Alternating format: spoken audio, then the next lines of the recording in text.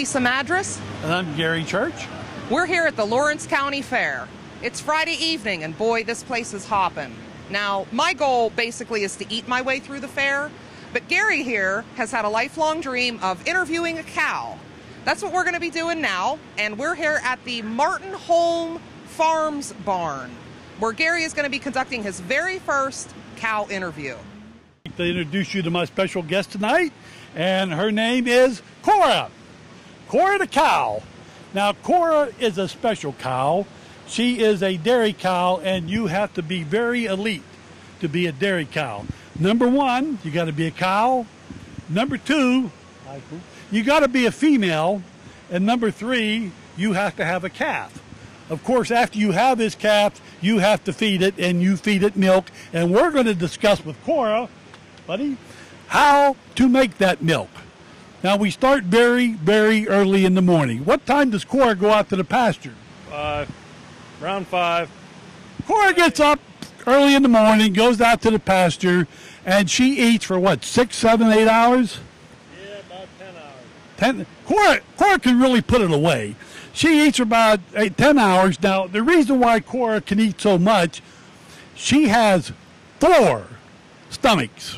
Not 1, 4. Now, when she eats grass. It goes into stomach A and the stomach B. After it goes into stomach B, Cora can go in and watch the soap operas, and then the stuff in stomach B turns to a cud. It comes up. Now, Cora, you correct me if I'm wrong on any of this, okay? Thank you. It comes up.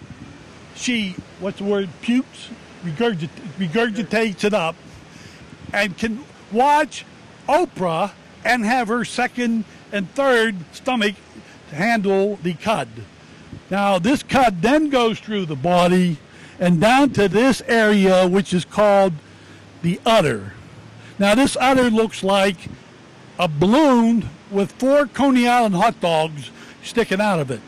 This is how she feeds her calf, through these, I think the correct word is teat, which sounds Mexican to me. Show me your teeth. You may notice that when Cora is eating, that she eats a little bit different than the rest of us. That is because she has no front teeth. Now, show them, no top front teeth. She has bottom teeth. I was trying to get Lisa to stick her finger in there, but she didn't seem to want to. But that's how the cow chews. They chews the grass and chews it against the roof of her mouth. But now we're going to talk to Cora's owner, Al. Al? Yes, sir. How many times a day, Al, do you milk Cora? Usually about twice. In the morning? Morning and night. What time in the morning? About 5:30. That's early. Okay, and after you milk her, you send her out to the field. Yep. She then comes back in? Roughly around 4:30 at night. Okay. And we start again. And you start again. Now, about how many gallons of milk a day do you get? You chime in anytime you want. How many gallons of milk a day do you get from Cora? She makes roughly 8 gallons. Roughly 8 gallons. Now, folks, I drink milk, and it's about $3.50 a gallon. Now, I had to write this down because I didn't think there'd be any math. So that's $28 worth of milk a day Cora makes. Retail. I must stress, retail. That turns out to $196 a week, or after a year, about $10,500 a year this cow makes. Cora, you took the job too cheap. So that's how Cora makes milk. Anybody interested, please contact Cora or Al here. And what's the name of your farm? Martin Holm Farms, Volant, PA. Volant, PA. Okay, thank you, and thank you, Cora, for such a good job.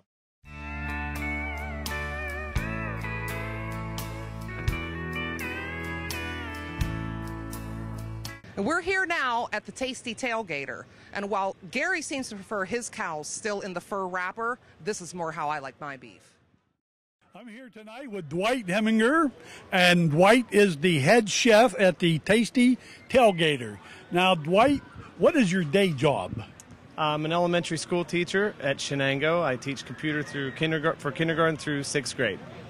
Now, everybody knows that a school teacher paints during the summertime. What caused you to go into the Tasty Tailgater? My second job, we'll get to my first job in a minute, was washing dishes at it's my dad and my uncle's restaurant at one time called B&B Charcoal Grill.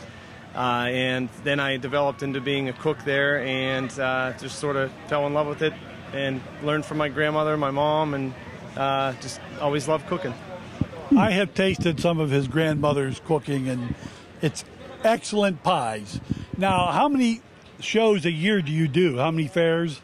We're on site, open, and serving food about 45 days of the summer, well, basically from May until October. So part of the spring, part of the fall as well.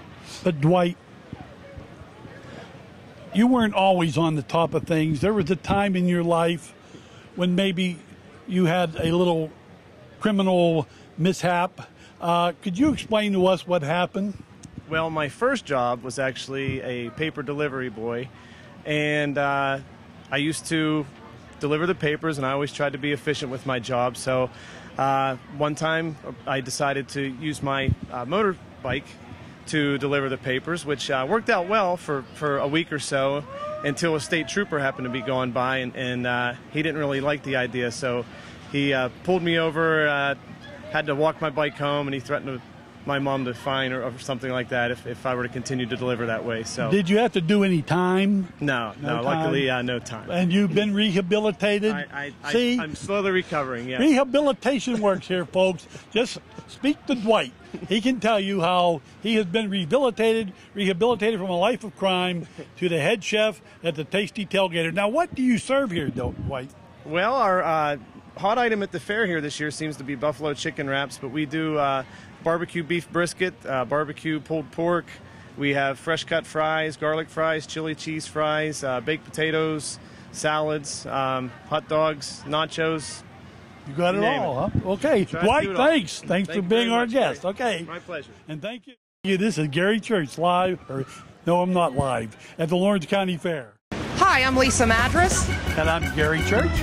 We're here at the Lawrence County Fair. Okay, Martin Home Farms. Hi, I'm Lisa Madras. And I'm Gary Church.